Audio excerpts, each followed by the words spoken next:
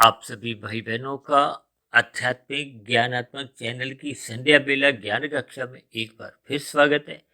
आज की चर्चा का विषय है दृश्य। अब दृश्य को हमने देखिए काले रंग से दर्शाया है और वही दृश्य से देखिए दो अलग अलग स्थितियों हमने एक सफेद रंग की दो लाइनों से दर्शाया है। वो अलग अलग तीर से एक दिशाएं बनती हैं। एक में है दर्शक जो कि हमने रंगीन रंग से दर्शाया है और दूसरे में हमने शब्द क्या लिखा है दृष्टा। अब दृष्टा को हमने देखिए सफेद रंग से दर्शाया है। इन सभी स्थितियों का देखिए अलग अलग भावार्थ है। अक्सर हमारी जो प्रतिदिन की देखिए जो चर्चाएं होती हैं, चाहे ब्रह्म मुहूर्त उपदेश में हो चाहे संध्या बेला ज्ञान कक्षा में हो, इन सभी में ही हम भगवान आत्मा इन दो चेतन सत्ताओं पे अपने विचार रखते हैं। शास्त्रों के जो सैद्धांतिक बातें हैं उन सैद्धांतिक बातों पर ही हम अपने कुछ विचार रखते हैं, अलग अलग हम विषय रखते हैं। लेकिन ये जो माया है, जब प्रकृति है, जब प्रकृति के जो तीन गुण हैं, इन तीन गुणों से जो 23 तत्वों का विस्तार है, जगत है, संसार है, या माया की जो एक त्रिगुणात्मक प्रकृति है, इन सभी बातों पे हम अक्सर अपने कुछ ना कुछ प्रतिदिन की वीडियो को एक दिशा देते हैं।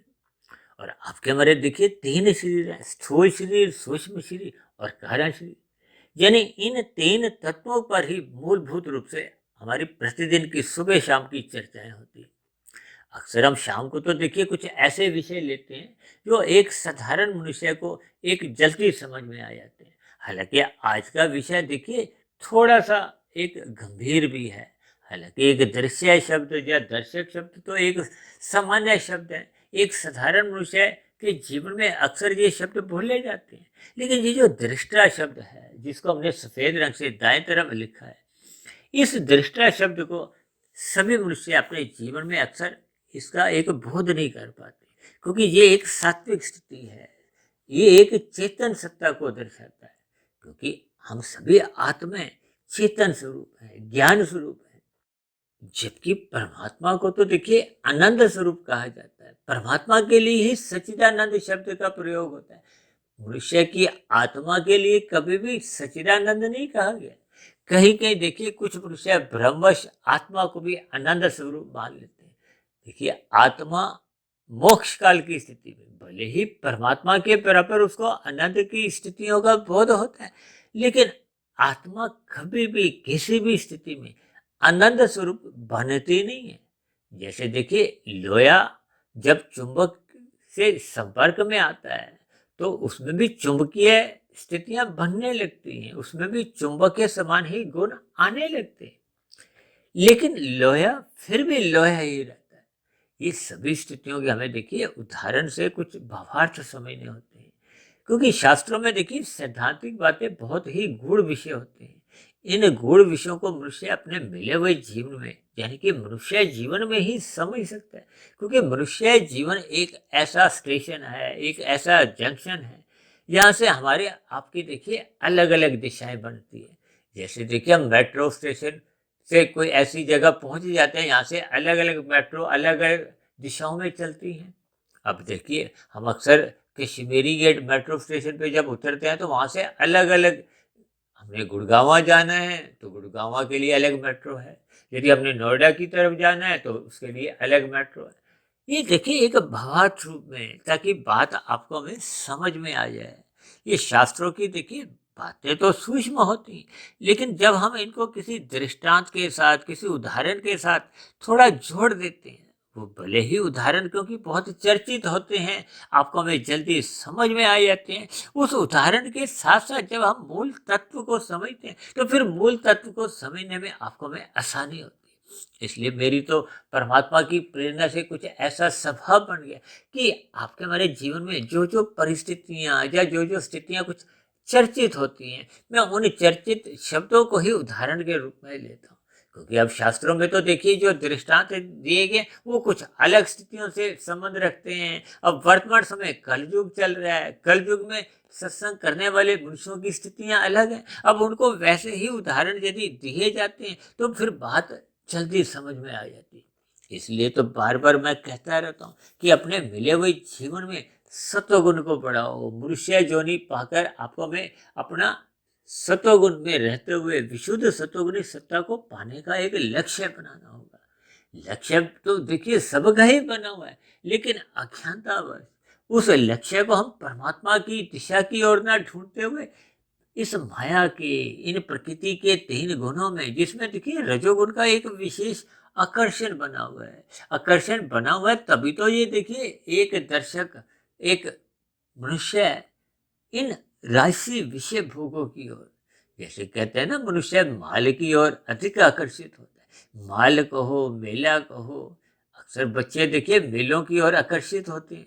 क्यों? क्योंकि मेलों में देखिए खेल तमाशे, मनोरंजन की स्थितियां होती हैं। ठीक इसी तरह आपके हमारे जीवन में भी देखिए खेल तमाशों के प्रति रुचि बनी रहती है। अब टीवी में ऐसे कितने ही धारावाहिक आते हैं जिनके नीचे साफ तौर पे लिखा होता है कि ये काल्पनिक घटनाओं पे आधारित है। अब ऐसी स्थिति विशेष में मनुष्य उनसे जुड़ जाता है, फिर वैसा ही उसका मन में चिंतन बनता है, विचार बनते हैं। उन स्थितियों को वो फिर अपने वास्तविक जीवन में ढूंढता है, पकड़ता है। वो स्थितियां देखिए यथार्थ रूप में होती नहीं है। अब देखिए कितने ही ऐसे टीवी सीरियल हैं जिसमें देखिए सजे सवरे मनुष्य दिखाए जाते हैं। उनके जीवन की स्थितियां कहो, घर की परिस्थितियां कहो, व्यवसाय की स्थितियां कहो, उन सभी स्थितियों को ही बहुत ही खूबसूरत ढंग से दिखाया जाता है। जैसे कोई विज्ञापन की स्थितियां आती है ना, अब वो विज्ञापन तो देखिए 10 सेकंड का है, 30 सेकंड का है, 50 सेकंड का है। अब उस उतने से समय में वो कितनी उसकी खूबियां दर्शाते हैं, तो ताकि एक साधारण मनुष्य उसकी ओर आकर्षित हो। और एक साधारण मनुष्य सत्संग के अभाव में कहो, ज्ञान के अभाव में कहो, वो राजसी प्रवृत्तियों में फिसल जाता है। उन प्रवृत्तियों में उसको एक सुख मिलता है। और आत्मा का तो स्वभाव है कि हम सदा ही सुख पाने की एक प्रवृत्ति की ओर झुक जाते हैं। दुख तो कोई भी नहीं चाहता, कोई पशु हो, पक्षी हो, वो भी दुख नहीं चाहता। ये तो आत्मा का स्वभाव है। अब पशु में भी आत्मा है, पक्षी में भी आत्मा है, मनुष्य में भी आत्मा है। अब ये आत्मा का स्वभाव और स्वभाव बदलता नहीं, लेकिन अज्ञानतावश, अज्ञानतावश का अभिप्राय है कि जब जब हम अपने आपको एक स्थूल शरीर समझते हैं। अब स्थूल शरीर का अभिप्राय क्या है? इस माया के, ये जो आपके मेरे 3 शरीर हैं, स्थूल शरीर, सूक्ष्म शरीर और कारण शरीर, ये माया कहो या माया का जो 3 गुणों का जो एक विस्तार है। देखिए शास्त्रों में तो बार बार कहा गया, तमोगुण, रजोगुण और सतोगुण की जब सम अवस्था होती है उसको एक प्रकृति कहा जाता है। उन गुणों में जब एक परमात्मा की ब्रह्म शक्ति द्वारा एक विस्तार लाया जाता है, यानी कहते हैं ना सृष्टि का एक सृजन होता है, तो पहले सतोगुण की वृद्धि होती है, फिर रजोगुण की, और जब इसकी प्रलय की स्थिति आती है तो तमोगुण की एक अधिक वृद्धि करके इस संसार का कहो, इस जगत का, इस माया का फिर एक प्रलय की स्थिति, नाश की स्थितियां बनती। अक्सर एक साधारण मनुष्य ऐसी स्थितियों पर कोई विशेष ध्यान नहीं देता।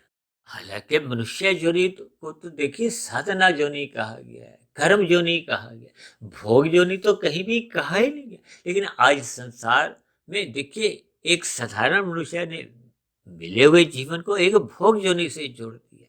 भोग योनि से जुड़ने पे तो हमें देखिए ये जो संसार के जो दृश्य हैं, ये जो गंध, रस, रूप, स्पर्श और शब्द, ये 5 दृश्यों का ही संसार है, 5 भोग्य विषयों का ही एक जगत है।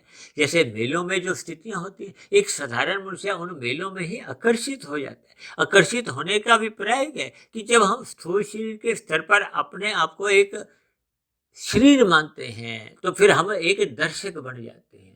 जब हम अपने आप को एक आत्मा मानते हैं तो फिर हम आत्मा के रूप में अपने आप को एक चेतन तत्व मानते हैं। चेतन तत्व का अभिप्राय दृष्टा से होता है, दृष्टा का अभिप्राय वो एक साक्षी भाव से होता है। इन सभी स्थितियों का, आरंभिक स्थितियों में मनुष्य को कोई विशेष ज्ञान नहीं होता। इसलिए तो देखिए मैंने इन 3 शब्दों पर एक अलग अलग स्थितियां दिखाई हैं, क्योंकि शास्त्रों में तो ये जितने भी जो पृथ्वी, जल, अग्नि, वायु, आकाश के जो पदार्थ रूप में जो तत्व है, इनको तामसी कहा गया। इसलिए हमने देखिए दृश्य शब्द को काले रंग से दर्शाया।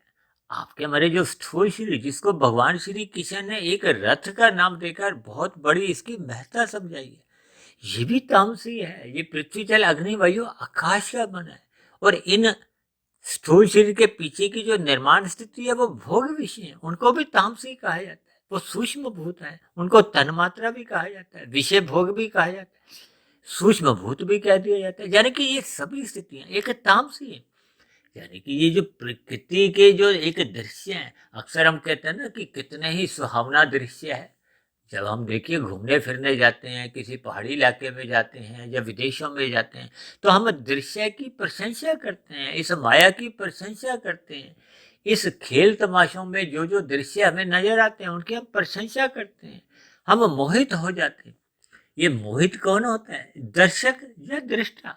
देखिए दृष्टा कभी भी इस दृश्य से मोहित नहीं होता, वो एक साक्षी भाव से इन तत्वों का एक यथार्थ चिंतन करता है। यानी कि वो माया से एक मोहित नहीं होता। जबकि एक दर्शक जो कि एक दृश्य के साथ अपना संबंध जोड़ता है, और ये संबंध जब वो स्थूल शरीर के स्तर पर जोड़ता है तो फिर वो भोक्ता बढ़ जाता है। एक हमने वीडियो बनाया था ना, कर्ता भोक्ता, यानी कि आत्मा। देखिए जब आत्मा तो देखिए एक चेतन तत्व है, चेतन तत्व का सदा ही रुचि किसमें होती है, परम चेतन तत्व में। क्योंकि आत्मा ज्ञान स्वरूप है, और ये ज्ञान स्वरूप तभी रहती है जब वो एक दृष्टा भाव से, यानी कि एक साक्षी भाव से, एक अपने सत्ता में रहती है, एक चेतन रूप में रहती है। देखिए भगवान को परम चेतन कहा जाता है, परम सत्ता केवल एक होती है। उस परम चेतन सत्ता को ही आनंद स्वरूप कहा गया है। जबकि हम सभी चेतन स्वरूप आत्माएं हैं। आत्मा का कभी भी देखिए जन्म मरण नहीं होता। एक साधारण मनुष्य को इतना ज्ञान तो रहता है। ये जन्म मरण किसके होते हैं, आपके हमारे स्थूल शरीरों के होते हैं। स्थूल शरीर की 84 लाख प्रकार की अलग अलग योनियां हैं, जिसमें 80 लाख प्रकार की तो नीचे की योनि है, दंडमयी योनि है। इसका अभिप्राय क्या है कि मनुष्य अपने जीवन काल में अधिक पाप कर्म करता है, अधिक पाप कर्म करता है, तभी तो ये देखिए 80 लाख प्रकार की अनादि काल से ये एक नीचे की योनि है, दंड रूपी योनि है। वो तो परमात्मा की देखिए एक असीम कृपा उन सभी योनियों के जीवों पे है कि उनको क्रम से अचेत रखा हुआ है। क्योंकि नीचे की योनियों में तो वो दुख भोगते हैं। अब दुखों को भोगने के लिए देखिए वो दुखी ना हो, उनको कष्ट ना हो, पीड़ा ना हो, इसलिए उनको क्रम से अचेत रखा। जबकि हमें आपको देखिए अचेत नहीं रखा। वो तो मनुष्य देखिए मादक पदार्थों का सेवन करता है, गुटखा शराब खाता है, सिगरेट पीता है, शराब का सेवन करता है, अपने आप को अचेत स्थितियों में ले जाता है। जबकि मनुष्य जो नहीं, तो आपको मैं अपने आप की ज्ञान की स्थितियां मजबूत करने के लिए, यानी अपनी अचेतनता जो हमने विषय भोगों को भोगते भोगते अपने कारण शरीर में तामसी और राजसी संस्कार जब हम अधिक बना लेते हैं, तो उन बने हुए बुरे संस्कारों का ही आवरण कहो, वो मल रूपी भी है और विषय रूपी भी है। तामसी बुरे संस्कारों को मल कहा जाता है, जो कि हम काले रंग से दर्शाते हैं। जैसे बल्ब ट्यूब के ऊपर काले रंग का कपड़ा डाल दो तो उसका प्रकाश रुक जाता है, बाहर नहीं आता। ठीक इसी तरह आत्मा सदा चेतन तत्व है, उसका प्रकाश केवल आवृत होता है अस्थायी रूप से। जैसे सूर्य का प्रकाश के आगे काले बादल आ जाते हैं तो सूर्य का प्रकाश एक बाधित हो जाता है, रुक जाता है, धुंध की स्थिति होती है। ठीक इसी तरह शाम को जब सूर्य स्वयं हट जाता है तो अंधकार की स्थितियां होती हैं। ठीक इसी तरह आपके हमारे कारण शरीर में ये संस्कारों की जैसी जैसी स्थितियां होती हैं, उसका प्रभाव फिर आत्मा पे पड़ता है। और आत्मा यदि इस संसार को साक्षी भाव से, यानी कि वो दृश्यों से मोहित नहीं होती, वो अपने आप को एक दर्शक नहीं बनाती। अक्सर देखिए दर्शक का अभिप्राय क्या है, एक साधारण मनुष्य से लिया जाता है, आपके हमारे स्थूल शरीरों से लिया जाता है। ये स्थूल शरीर तो एक आयु लेके आया। अब मनुष्य ने अपने मिले हुए जीवन में विषय भोगों में अधिक रुचि रखते हुए अपने विकारों को जन्म दिया है, अपने विकारों में अमर्यादित स्थितियां उत्पन्न की हैं। ये अमर्यादित विकार ही आपको भी तमोगुण में गिराते हैं। तमोगुण में गिरने का अभिप्राय क्या है कि मनुष्य पाप कर्म अधिक करता है, किस लिए, विषय भोगों का सुख लेने के लिए, इन दृश्यों का सुख भोगने के लिए।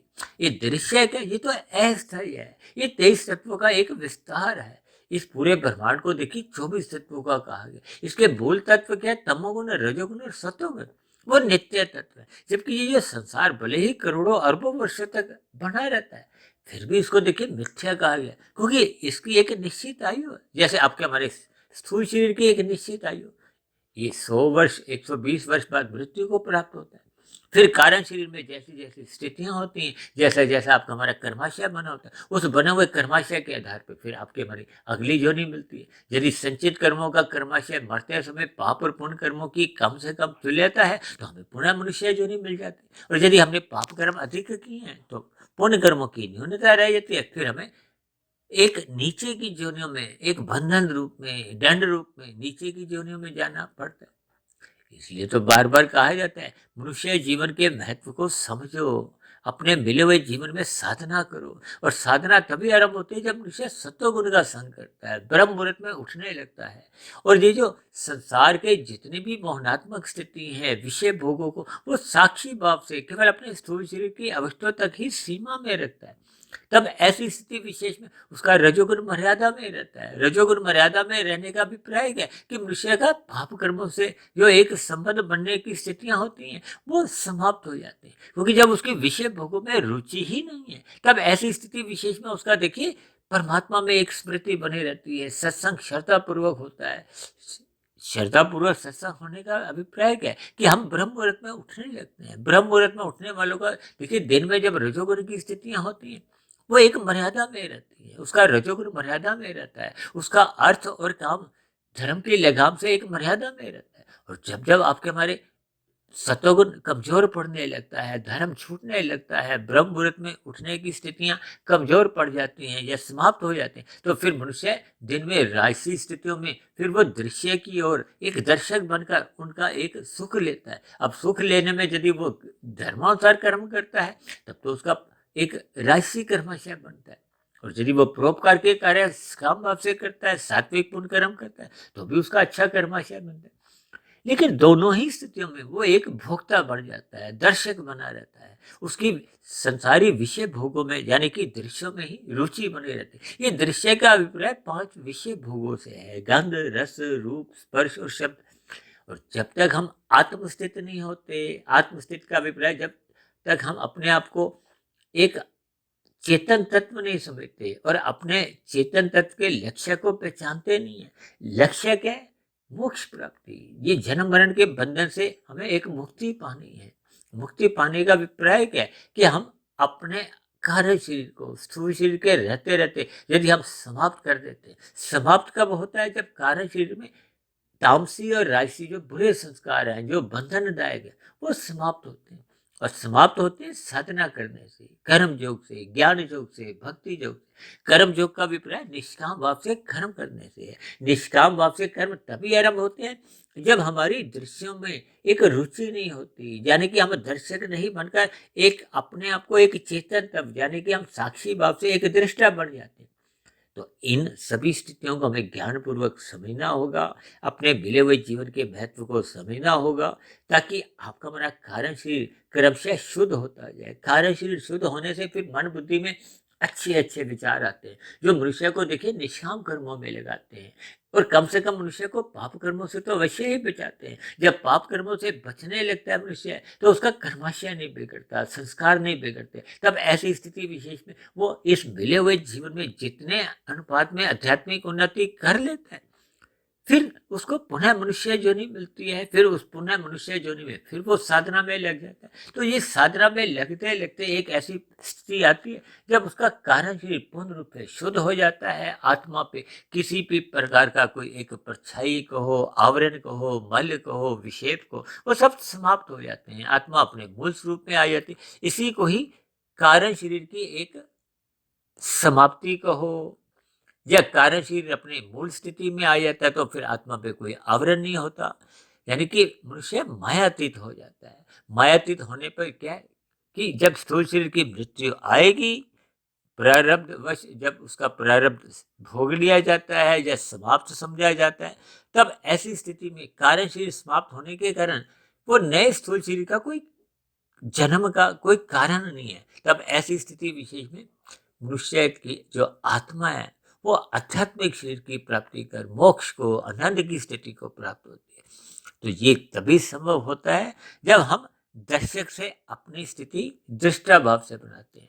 तो ऐसी सभी शुभ स्थितियां आप सभी भाई बहनों के जीवन में भी बने। हम साधना करने आरंभ करें, अपने आप को कर्म योग में स्थित कर ले, फिर हम ज्ञान योग भक्ति योग में स्थित होते हुए अपने कार्य शरीर को समाप्त करें।